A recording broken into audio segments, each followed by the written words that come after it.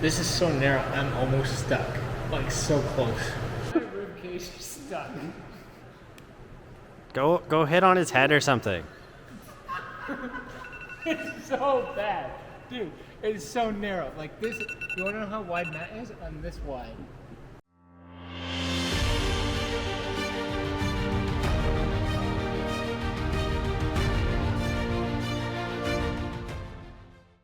Well, hello everyone, and hello especially Land Rover followers. This video today is for you. A lot of you have wanted a walk around of the LR3. Now, it's not maybe quite as built up as some of like the FJ would be, but there's a lot of things on this you won't really be able to see, such as the fitting of the tires. If you haven't watched that video, go see how I fit 35-inch tires on an LR3. Not many people have done it, and these ones are especially large. Right now they might not look quite as big because I have this in off-road height, but as you can see, the LR3 sits extremely tall in off-road height, so I'm gonna go into my off-road height. There we go, so I don't look as short.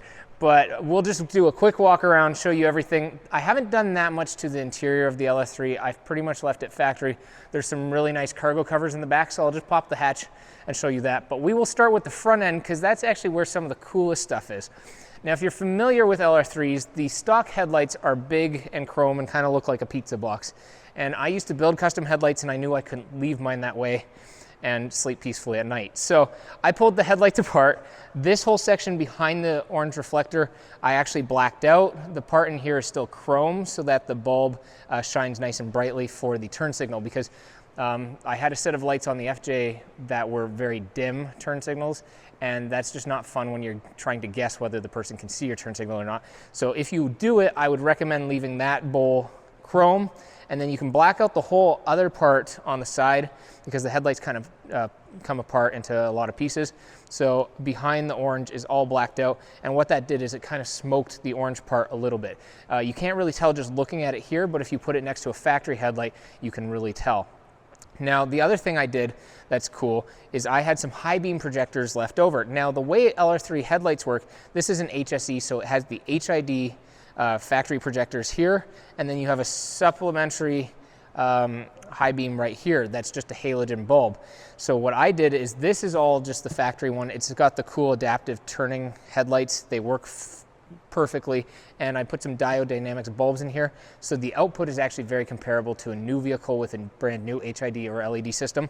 So the lighting on this car is actually phenomenal. Now, for the high beam, as I was mentioning, I mounted some high beam projectors in here, and I wanted to keep a very OEM look. So you can see I used a black shroud, and I just happened to have all the wiring to make it 100% plug and play. So I just plugged everything in, and it's worked absolutely brilliantly. Now, these high beam projectors, as I mentioned, kind of supplement the factory high beams. So not only do you have this projector doing flipping up the shield inside to release all of the light and getting rid of the cutoff, it opens all your high beam light. You then have this. So the amount of light that comes out of the front of this with the high beams on is getting pretty close to the brightness of, say, a light bar. So it truly is fantastic. Now, if we keep, and then I just paint matched this whole shroud in here. I just thought it was a very nice kind of way to tie them in. So that really updated the look of the LR3 when you just see it driving down the road, because chrome headlights tend to date vehicles. Now, continuing on with lighting, these are LED projector fog lights, and a few people have wanted to know, how did you do that? And it's kind of a funny story. When I was on Amazon, I just looked up LR3 LED fog lights or whatever, and these popped up, and they claimed to be for LR3s. Well, I got them, and the mounts were completely wrong. They're just really like generic Jeep ones. So what I did, actually, it's not gonna be pretty, but you obviously don't see it. I'm just gonna pop the fog light shroud off here, which, if you ever need to, there's a little grabbing spot in here, and you can just pop your fog light housing out. So for changing bulbs, if they're still halogen, it's real easy. So as you can see, I cut off all the mounting points, and then I siliconed it to the actual shroud. So it's not mounted inside the bumper anymore. It's just mounted to the shroud. And honestly, and the wiring was plug and play. So honestly, you just clip that back in, and it works like factory. You just get that really nice smoked look with an LED projector. So between the factory projector here, the high beam projector, and the projector fog lights, it's just updated the look, as well as just the amount of light it puts out with either the fog lights on with the low beams or the low beams with the high beam projector is a lot. It's quite impressive. Now, I'll tell you one other thing. I actually had this grille repainted, because what happened is this had paint protection film on when I got it. Now, it was from 2007. They probably put it on brand new at the dealership. what happens over time is it can yellow, and so it was kind of yellowing out the whole front end of the vehicle. So I peeled it all, and I was on the very last panel of the grille. It was the last little strip of paint protection film, and I was peeling it nice and slow, and suddenly rip. It pulled the paint off with it. So I sent this to a body shop, and I was like, hey, can you just paint match it to the body? And honestly, once I pulled the paint protection film off the rest of it, it's actually, the paint's in pretty decent shape for the year. So it's got a nice shine all through the bumper, so it tied in actually really nicely. But that's why the front end of this, actually for 2007, that sees winter roads, looks very, very fresh. Now, one thing I left, some people like to do black Land Rover badging here. I really like the color match, so I just left that. I think that's pretty much it for the front end, other than we're just going to duck down here for a second because a lot of people want to know what skid plates these are. I think it's either a 2 or 3 piece design, I'm trying to remember, but it's from Asfer, I think is how you say their name. It's 2 skid plates. I got some information sent my way. So the front one goes around the factory tow hook and replaces the piece of plastic that's in here. So that's nice. You got this initial, like, slightly better approach. And then it's the main skid plate that goes all the way down past the lower control arms. So it's maybe not as beefy as a full steel setup, but especially if you're trying to save weight, or the nice thing is they will not rust. And the pricing on that setup was actually very good. So when you stand away from the vehicle, the nice thing is it kind of ties in the last little bit of chrome that's in the headlights here that I left down into the skid plates because they're nice and polished. So it just kind of completed the look. I was very, very happy with those. Now we're just going to move around to the side. Now I've got the full video about fitting the 35s. You have to relocate the washer bottle, you got to trim the frame, you got to move the firewall back, on and on. So there will be a lot more detail in that other video if you're curious about how I fit these. Now, just to tell you exactly what wheels and tires I did, these are 305/70 R18 Goodyear Wrangler Territory MTs. Now MT on those, I think Goodyear says, stands for like multi-traction, not mud terrain. So that's why this is very much an all-terrain tire. It has lots of siping, should be good for winter. And honestly, it's a fairly quiet tire. I've been very, very happy with these. And then I think I said in the 35-inch video that it's the same size as the TRX tires. I got mixed up. The TRX ones are a slight different size, but the dimensions are pretty much the same. So I just want to correct that from the other video. Now the wheels here are Alpha equipped Echo wheels. I really, really like this style on Land Rovers. I think it fits the overall look very, very nicely. And I have spacers behind here. I can't remember. They're like either 20 or 30 millimeter Terra Firma ones. So if you look up Terra Firma spacers, whichever ones the common ones are, that's what these are. So I have a little bit more poke than you would if you just bolted on the setup. Now, some people had said, oh, the wheels won't clear the brakes on a V8 LR3. But even without the spacers, there's lots of clearance there. So I think at LR4s, I know these wheels will rub and you have to grind down your calipers. But LR3s, you should be good to just bolt them on if you buy the wheels without adding spacers. So that's kind of the wheel and tire setup. Now, we're going to talk a little bit about the suspension. You can't really see it, but I did a few things. So I did lift rods, which are the standard way of keeping your air suspension and lifting it up. What I added was an SYA kit, it's called, from Lucky 8 Off-Road. And I had some issues with some of the fittings and lines that kit came with. So those have been upgraded. There's a local Land Rover shop, and they replaced all of that for me. So if you do get that SYA kit, be careful, because they actually have seen that issue with one other LR4 that had the SYA kit. They had leaks from that as well. So this system is now fully upgraded. I got the SYA kit that has the limit straps. So what that effectively does, if you're like, well, what's an SYA kit? To just explain it, it moves your whole air suspension bump zone down. So especially for fitting the big tires, if you ever lose all the air pressure in your suspension system, it will drop to the bumps. Now, if you've moved that bump zone down, you won't have your tires eat into your fenders, and you'll actually still be able to drive the car. That's the main reason behind it. And then for this size of tire, it means when I flex it out off-road, it keeps the tires out of the wheel wells just enough.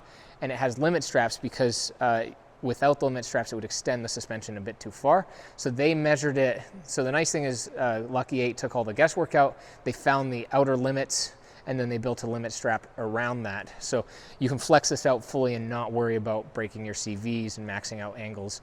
And in the back, I heard from one guy, he measured it all, you actually get more travel in the back with the SYA kit than without. So some people would think, oh, you're just limiting the travel, but he said between the limit strap and the drop bump stop, he said you actually get more travel while making it so you can tuck big tires. So SYA kit is worth doing if you try to put big tires on an air suspension setup. So I would recommend that personally. Just be careful with those lines, as I mentioned. Now, I've done a few styling things on this, like these side markers are blacked out. I think it's just a nicer look than the orange because of what I did with the headlights. Every single window on this got tinted, so the back is very dark.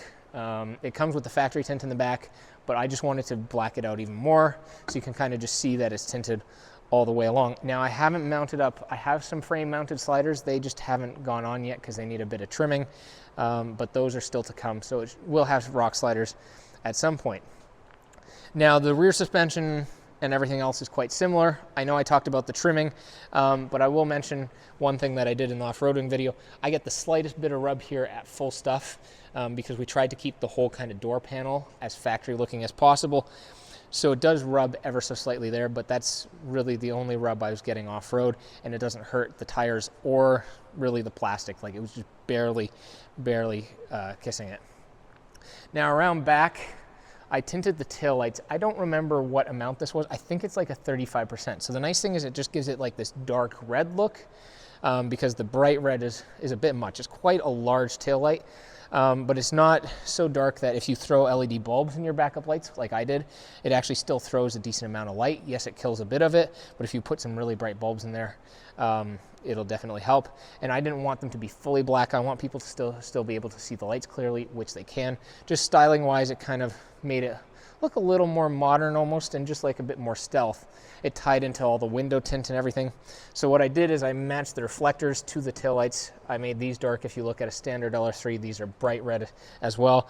And then you won't be able to ignore the Rover Land badge on the back. So when I got it, I just started thinking, I was like, Land Rover, and then I was like, what if you did that? And so came up with Roverland. So I just ordered this badge, decided to put that on the back. It gets a lot of smiles and people look at it quite a bit. Now on this one, this is obviously not something you have to do, but I've done a lot of cleanup because being a 2007 that's seen winter roads, so like even the wiper arms and everything's been sanded down and repainted, so it looks almost new. And that's just styling stuff that I've done. Now I will mention the hitch I did. It's a bolt-on hitch. I forget the company. Now they say it's rated for something like 5,000 pounds. Personally, I would not pull 5,000 pounds with this. Just looking at it, like this is hollow in here. I would not do that. Now for myself, I just wanted it for recovery. As you can see, I've got a D-shackle mount in here and just bike racks. So for that or a small trailer, it's fine. If you go for a big one, you'll probably see this online and you'll see what it's rated for. But just personally looking at it, I wouldn't get this one if you plan to pull a proper size trailer. I would get one of the more solid ones. They are more expensive, but I would say in this case, it's probably worth doing. Now, other little styling things I've done, full LED swap for everything, so even the license plate lights, they're LEDs. The badges, I forgot to mention this on the front, but the LR3s come with the green badges, once again to kind of follow that smoked, blacked out look. I got the more modern kind of looking ones that are black with silver. I think some of the new Range Rovers and Land Rovers came with those. Now, as I said, I didn't do too much with the interior. Again, full LED swap throughout, but I just wanted to show you these cargo covers because not too many people know about them. They're called canvas back and they're hand stitched in the USA. And honestly, I have these in a few vehicles. Phenomenal quality. They just are really, really good for if you have dogs or if you just plan to throw stuff in the back or camp. You can even pull them out to wash them, which is very helpful. And they're very tough. So, oh, and for those of you who have dogs, dog hair vacuums off of these way easier than it does like a factory cloth. So other than that, I really haven't done too much to the interior, but these not only look good, they also function really, really well. So I'm just trying to think if there's anything else on this that I've done. Obviously, I've done a lot of just cleanup of little touch-up of things, so this looks really nice. And then mechanically, I just went through the whole thing and anything that needed to be replaced has been taken care of. So I have a list of a bunch of mechanical stuff, but that's not exciting. That's not the modifications you want to see. So I think that roughly concludes the LR3 build. I will maybe take a look at my mod list, and if I forgot anything, there will be a clip right after this. And the last thing that I forgot to mention, but I was standing right near it, are the headlight guards. Do they serve a functional purpose? I guess if you're going through a lot of trees and stuff, it will keep from damaging your headlights. The thing I will say is if you want to pull off your headlights, you have to pull off the headlight guards. And when we were doing the tire clearancing, we had to pull off the headlights to pull off the bumper, and we had to pull off the headlight guards. So it became a lot. Now, I'm going to give Land Rover a plug for back when they did the LR3. When you go to pull the headlights or taillights off of this, it literally, like the grill is on a couple of clips, you just pop the grill off, and then the headlight has 2 tabs, and then you pull the headlight out. It's phenomenal because I've dealt with a lot of vehicles over the years with headlights where you gotta be finagling under a bumper to get to a bolt. I'm gonna give it to them. You can literally pull off the headlights within a couple of minutes and pull off the taillights super quickly as well. 2 bolts and I think I said headlight, taillights, 2 bolts, and the taillights are out. So if you want to swap your bulbs on these, it is extremely, extremely easy. Or even if you want to pull your headlights out to put them in the oven, bake them open, and do kind of what I've done, very, very easy to get them out. So anyways, that concludes the LR3 build. I looked through the mod list. I don't think I forgot anything. So yeah, anyways, this is, you know, what I will say is the British are not known for spice. They conquered the entire world for their spice and decided to not use any of it. And what I'm going to say is this is my LR3 that I added just a little bit of spice.